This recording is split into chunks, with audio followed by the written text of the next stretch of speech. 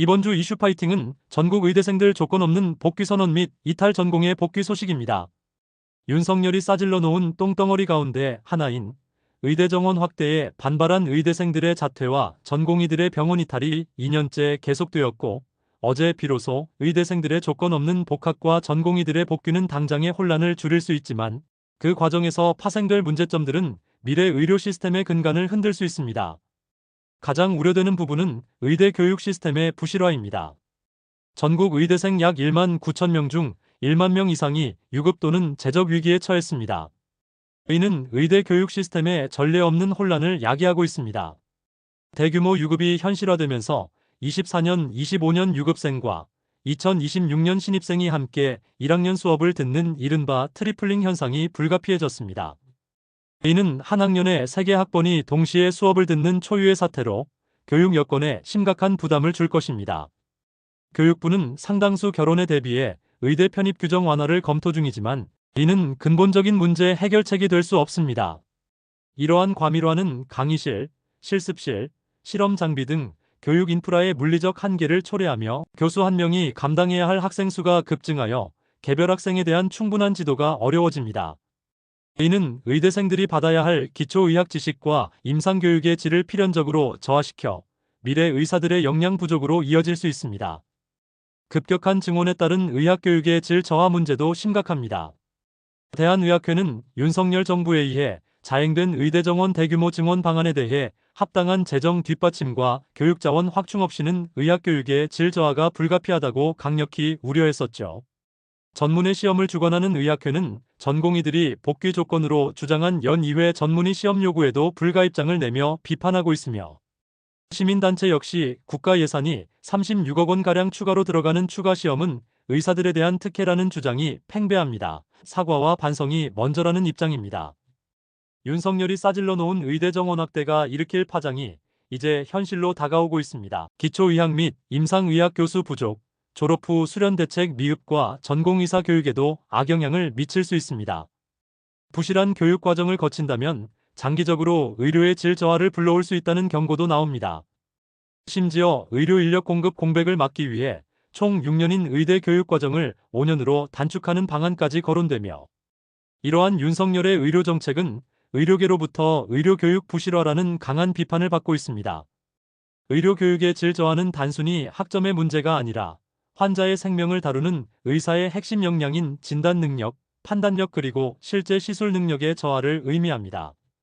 이는 의료 전문가로서의 신뢰도를 약화시키고 국민의 의료 시스템에 대한 전반적인 불신을 초래할 수 있습니다. 교수 인력 및 임상 실습 교육 환경 부족은 현장 교육의 붕괴를 예고합니다. 전국의 의대 교수 95%가 늘어난 학생을 가르칠 여건이 안 된다고 응답했으며 96.6%는 학생들의 입학과 진급에 맞춰 교수를 적절하게 확보할 수 없을 것이라고 답했습니다. 85.5%는 매우 그렇지 않다고 강하게 우려했습니다. 이들은 의대생 진급에 맞춘 적절한 임상실습 교육을 위한 교육병원 확보도 어려울 것으로 내다봤습니다. 해부용 시신, 카데바 부족 등 기본적인 실습 환경 문제도 이미 제기되고 있습니다. 임상실습과 직접적인 환자 경험은 의학교육의 핵심입니다.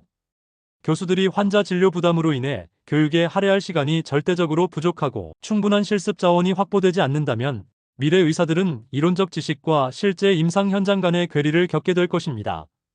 이는 실무 역량 저하로 이어져 환자 안전에 직접적인 위협이 될 수 있습니다.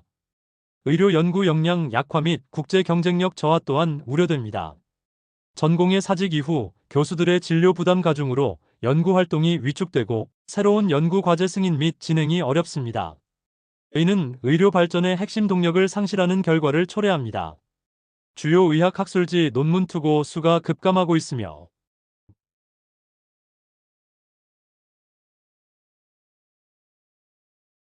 이는 한국의학계의 학술적 신뢰도 하락과 임팩트 팩터 저하로 이어질 수 있습니다. 국제 임상시험 시장에서 한국의 매력도가 떨어지는 코리아 패싱 우려가 커지고 있으며 이는 신약 개발 및 바이오 산업의 미래를 어둡게 하고 있습니다. 연구 활동의 위축은 단순히 학술적 성과 감소를 넘어 새로운 치료법과 진단 기술 개발의 지연을 의미합니다. 이는 국가의 과학기술 역량을 약화시키고 미래 의학 발전을 저해하며 장기적으로는 외국 의료기술에 대한 의존도를 심화시켜 국가보건안보에도 영향을 미칠 수 있습니다.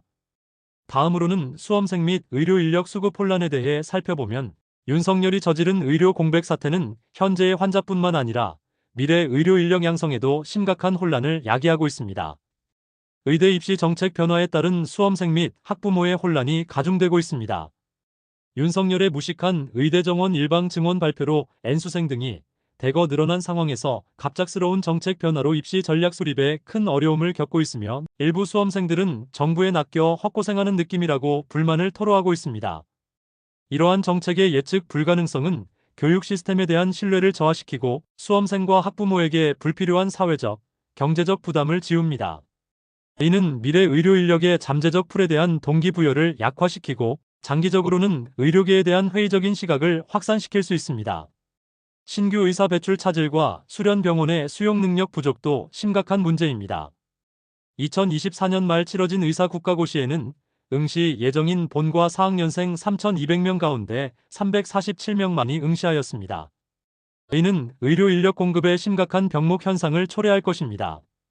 전공의들은 국시 추가 실시를 요구하고 있지만 2020년 사례에서 보듯 의료계의 복귀 조건과 맞물려 불확실성이 크고 국민들의 비판 여론이 높습니다. 현재 남은 전문의들은 과도한 진료 부담으로 전공의 교육을 할 여력이 없는 기형적 구조가 고착된 지 오래입니다. 이는 의료 인력 공백의 장기화로 이어져 이미 취약한 지역 및 필수 의료 분야의 붕괴를 가속화할 수 있습니다. 의료 시스템이 스스로 인력을 재생산하는 능력이 심각하게 저해되어 장기적인 안정성이 위협받고 있습니다. 의대생과 전공의가 복귀하더라도 지난 2년간 누적된 환자 진료 지연과 수술 적체는 상당 기간 해소되기 어려울 것입니다. 이는 단순한 행정적 문제가 아닌 환자들의 고통과 직결됩니다. 의료진 번아웃, 의료 시스템의 구조적 취약성 등 근본적인 문제가 해결되지 않으면 환자 불편은 반복될 수 있습니다.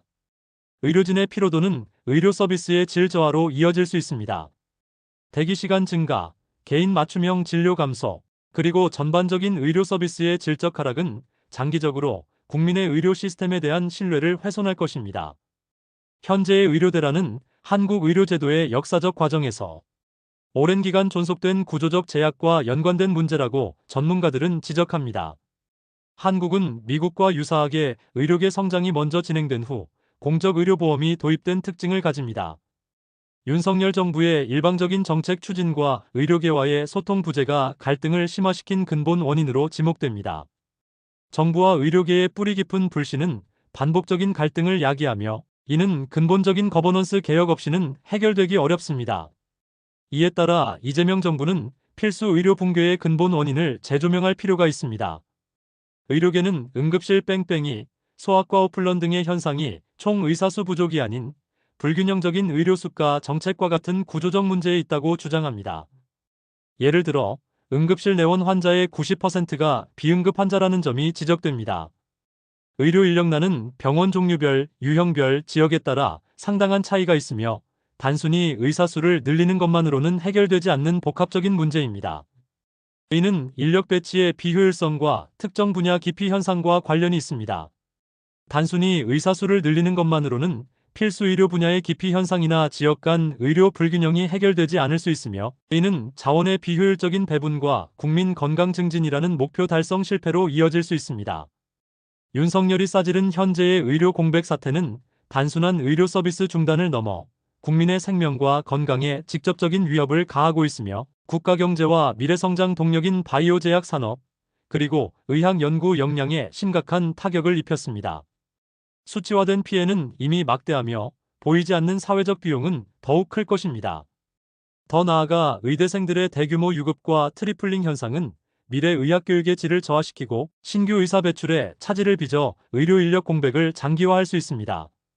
이는 단순히 의사수의 문제가 아닌 의료 시스템의 구조적 취약성과 윤석열 정부와 의료계 간 뿌리 깊은 불신이 복합적으로 작용한 결과입니다. 단기적인 미봉책이나 일방적인 정책 추진으로는 현재의 위기를 극복하고 지속 가능한 의료 시스템을 구축할 수 없습니다. 이는 과거에 반복된 갈등이 증명합니다. 전문가들은 현재의 의료 대란이 오랜 기간 존속된 한국 의료제도의 구조적 제약과 관련되어 있다고 지적하며 규범적인 정책 수립의 중요성을 강조합니다. 필수 의료 붕괴의 근본 원인인 불균형적인 수가 체계, 지역 의료 인프라 부족, 그리고 의료 전달 체계의 비효율성 등 구조적 문제를 심층적으로 분석하고 장기적인 관점에서 해결책을 모색해야 합니다. 단기적 대응의 한계와 장기적 비전의 부재는 한국 의료 시스템이 반복적인 위기에 처하게 된 핵심 원인입니다. 정부, 의료계, 시민사회, 환자단체 등 모든 이해관계자가 참여하는 수기와 협의의 장을 마련하여 상호 존중과 신뢰를 바탕으로 합리적인 합의점을 찾아야 합니다. 일방적인 강제나 특혜성 조치는 갈등만 심화시킬 뿐입니다. 이재명 정부는 국민의 건강과 안전을 최우선 가치로 삼고 미래 세대가 안정적인 의료 혜택을 누릴 수 있도록 투명하고 포괄적인 의료 개혁 로드맵을 수립해야 합니다. 이는 단지 의료 전문가만의 문제가 아닌 국가의 미래를 위한 과제입니다. 사회적 합의의 중요성과 거버넌스 개혁의 필요성은 윤석열이 싸지른 현재의 위기를 극복하여 지속 가능한 미래 의료 시스템 구축의 기회로 전환하는 데 필수적입니다. 감사합니다.